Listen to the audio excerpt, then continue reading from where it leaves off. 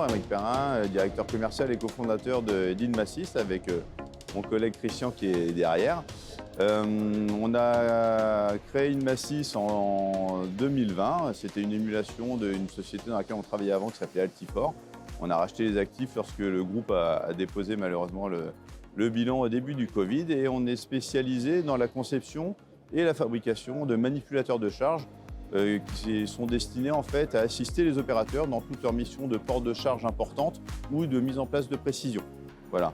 Donc en plus des manipulateurs, on est aussi concepteur de toute la partie préhenseur. Le préhenseur, c'est l'interface entre le manipulateur et la pièce que va vouloir manipuler le client. Et du coup, ça nous permet d'avoir un rayon d'action à 360 degrés sur toute l'application du client, ce qui est plutôt intéressant.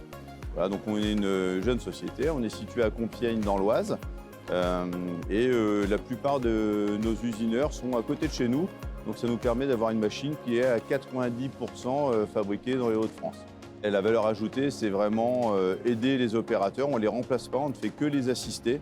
Et l'idée, c'est lutter contre les TMS, on s'inscrit vraiment dans cette démarche. Moi, de base, je suis ancien orthopédiste, orthésiste. Pendant 10 ans, j'ai soigné les gens qui avaient des troubles musculo-squelettiques. Et finalement, la démarche inverse est plutôt intéressante, c'est d'essayer de faire en sorte qu'ils ne se blessent pas plutôt que de les réparer, et ce qu'on n'arrive jamais à faire à 100% au final. Dans les prochains mois, on aura une nouvelle machine plutôt dédiée logistique qui va sortir. Donc ça fait 3 ans qu'on travaille dessus, on a investi 250 000 € dans ce développement. Voilà, maintenant on est pressé qu'elle sorte et qu'elle se retrouve sur les plateformes logistiques en France et d'ici 2 à 3 ans sur l'export. Alors ça fait longtemps qu'on est membre du réseau 3R. Dans l'ancienne société, dans le groupe dans lequel était, j'avais déjà fait adhérer le groupe au réseau 3R parce que pour nous c'était intéressant d'être près du monde de la robotique, même si on se situe plutôt dans la péri-robotique, mais ça nous permet d'avoir une certaine émulation avec tous les prestataires du secteur et puis d'avoir une offre complémentaire parce qu'on n'est pas chez tous les clients. Quand il y a besoin de cellules robotisées, on peut avoir besoin de moyens complémentaires ou tout simplement des fois ça ne nécessite pas l'installation d'une cellule robotisée et on peut mettre un manipulateur à la place. Donc ça c'était intéressant et puis d'avoir aussi cette expertise qu'on peut avoir entre tous les membres du réseau. Pour nous c'était quelque chose d'intéressant. Nous avec le réseau on travaille aussi beaucoup sur les salons. Donc on fait quasiment l'intégralité des salons qu'on peut faire avec le réseau. Donc on fait tous les CPM, le Global Industry sur lequel on est aujourd'hui. Le gros challenge pour nous 2023, c'est déjà un déménagement parce qu'on a racheté des locaux pour pouvoir s'agrandir.